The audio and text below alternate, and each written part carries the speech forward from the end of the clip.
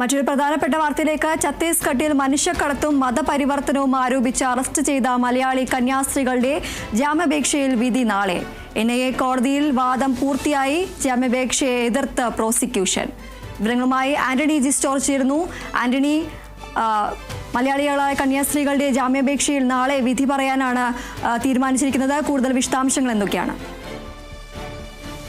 തീർച്ചയായും ഇന്നും കന്യാസ്ത്രീകൾക്ക് പുറത്തേക്ക് ഇറങ്ങാൻ കഴിയില്ല എന്നുള്ളതാണ് ഇപ്പോൾ നമുക്ക് മനസ്സിലാക്കാൻ കഴിയുന്ന കാര്യം. ഏതായാലും ബിലാസ്പൂർ NIA കോടതിയിൽ കന്യാസ്ത്രീകളുടെ ജാമ്യാപേക്ഷയിൽ ഇപ്പോൾ വാദം പൂർത്തിയായിരിക്കുന്നു. നാളെ ഇക്കാര്യത്തിൽ വിധി പറയുമെന്നാണ് കോടതി ഇപ്പോൾ അറിയിച്ചിരിക്കുന്നത്. എല്ലാ അഭിഭാഷകരുടെയും കന്യാസ്ത്രീകളുടെ അഭിഭാഷകരുടെയും പ്രോസിക്യൂഷന്റെയും അതുപോലെ തന്നെ ബജ്രംഗ് ദൾ അഭിഭാഷകരുടെയും അടക്കം വാദം കോടതി കേട്ടു. ഈ ഘട്ടത്തിൽ പ്രോസിക്യൂഷൻ കോടതിയിലെടുത്ത നിലപാട് അന്വേഷണം അവസാന ഘട്ടത്തിലാണ് എന്നുള്ള കാര്യമാണ് പ്രോസിക്യൂഷൻ എടുത്ത നിലപാട് എന്നുള്ളത്. ഏതായാലും എതിർത്തു എന്നുള്ള തരത്തിലുള്ള വാർത്തകളും വരുന്നുണ്ട്. ഏതായാലും അക്കാര്യത്തിൽ സ്ഥിരീകരണം ഉണ്ടാകേണ്ടതുണ്ട്.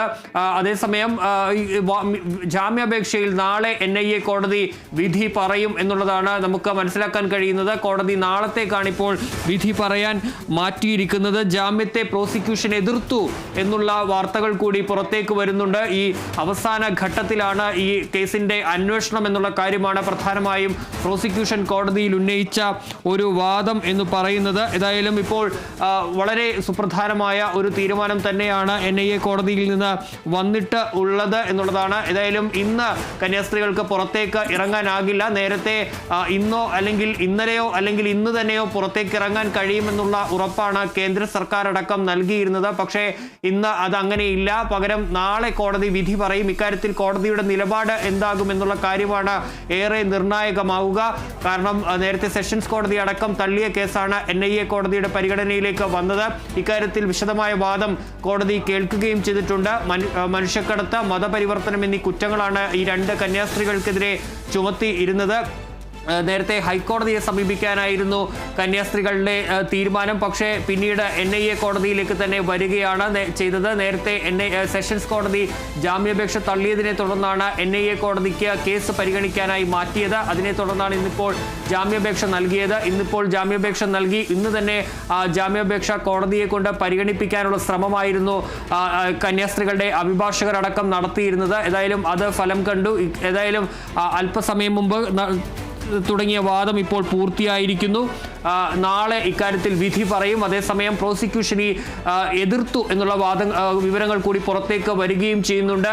അങ്ങനെയെങ്കിൽ ഇതുവരെ ലഭിച്ച ഉറപ്പുകളുടെ ഒരു മാറ്റം എന്ന് തന്നെ പറയാൻ കഴിയും. കാരണം കേന്ദ്ര സർക്കാരും അതുപോലെ ഇന്നലെ കേന്ദ്ര ആഭ്യന്തരമന്ത്രി അമിത്ഷാ തന്നെ കേരളത്തിൽ നിന്ന് സന്ദർശിച്ച LDF UDF MPമാർക്ക് നൽകിയ ഉറപ്പാണ് പ്രോസിക്യൂഷനോ സർക്കാരോ ഒരു തരത്തിലും ജാമ്യാപേക്ഷയെ എതിർക്കില്ല എന്നുള്ള കാര്യം. പക്ഷേ ഇത്തരത്തിലൊരു വാർത്ത വരുമ്പോൾ അമിത്ഷാ നൽകിയ വാക്കും ഇപ്പോൾ നടപ്പായിട്ടില്ല എന്ന് തന്നെ മനസ്സിലാക്കാൻ കഴിയുന്നു. നമുക്കറിയാം, ഇന്ന് ഡൽഹിയിൽ നിർണായകമായ കൂടിക്കാഴ്ചകളടക്കം നടന്നതാണ്. പ്രധാനമന്ത്രിയെ അടക്കം ഛത്തീസ്ഗഡ് മുഖ്യമന്ത്രി കണ്ടിരുന്നു. ആ ഘട്ടത്തിലടക്കം അനുകൂലമായ തീരുമാനം ഉണ്ടാകുമെന്നുള്ള പ്രതീക്ഷയാണ് ഉണ്ടായിരുന്നത്. ഏതായാലും ജാമ്യാപേക്ഷയിൽ നാളെ വിധി പറയും. പ്രോസിക്യൂഷൻ ജാമ്യാപേക്ഷയെ എതിർത്തു എന്നുള്ള വാർത്തകൾ കൂടി പുറത്തേക്ക് വരുമ്പോൾ കോടതി എന്ത് നിലപാട് സ്വീകരിക്കുമെന്നുള്ളതും നിർണായകമാണ്.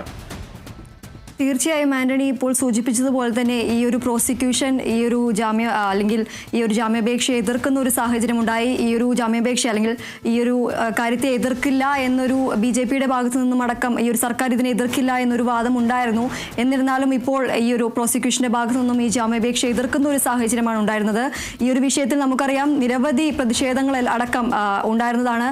ഇനിയും ഇതൊരു വലിയൊരു രീതിയിലുള്ള ഒരു പ്രതിഷേധത്തിലേക്ക് തന്നെ വഴിവെക്കാനുള്ള ഒരു സാഹചര്യമല്ലേ നിലവിലുള്ളത്?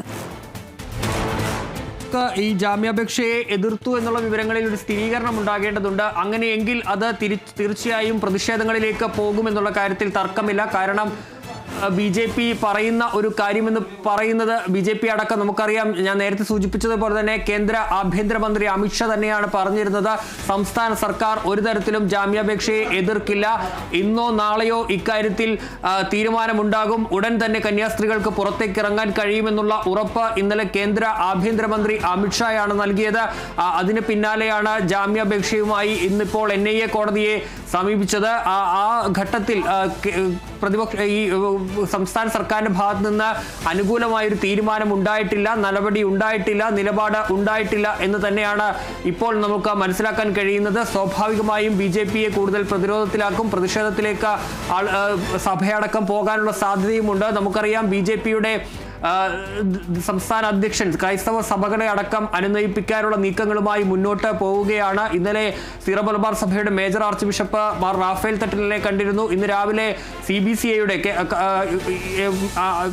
ഭാരത കത്തോലിക്ക മെത്രാൻ സമിതിയുടെ അധ്യക്ഷൻ മാർ ആൻഡ്രൂസ് താഴത്തുമായും ഒക്കെ കൂടിക്കാഴ്ച നടത്തിയ ഘട്ടത്തിലെല്ലാം പറഞ്ഞത് സംസ്ഥാന സർക്കാരിൽ നിന്ന് അനുകൂല തീരുമാനമുണ്ടാകും, കന്യാസ്ത്രീകൾ ഉടൻ പുറത്തേക്ക് ഇറങ്ങും എന്നുള്ള കാര്യമാണ് ഉറപ്പ് നൽകിയിരുന്നത്. ഏതായാലും അക്കാര്യത്തിൽ ഒരു ഉറപ്പില്ല എന്നുള്ളത് തന്നെയാണ് ഇപ്പോൾ മനസ്സിലാക്കാൻ കഴിയുന്നത്. ഏതായാലും കന്യാസ്ത്രീകളുടെ മോചനത്തിൽ ഇനിയും ഇന്ന് എന്തായാലും ഉണ്ടാകില്ല. നാളെ ഈ കാര്യത്തിൽ NIA കോടതി വിധി പറയും. ശരി. ഛത്തീസ്ഗഡിൽ മനുഷ്യക്കടത്തും മതപരിവർത്തനവും ആരോപിച്ച് അറസ്റ്റ് ചെയ്ത മലയാളി കന്യാസ്ത്രീകളുടെ ജാമ്യാപേക്ഷയിൽ വിധി നാളെ. NIA കോടതിയിൽ വാദം പൂർത്തിയായി. ജാമ്യാപേക്ഷയെ എതിർത്ത് പ്രോസിക്യൂഷൻ. ആന്റണി ജിസ്റ്റോർജാണ് വിവരങ്ങൾ നൽകിയത്.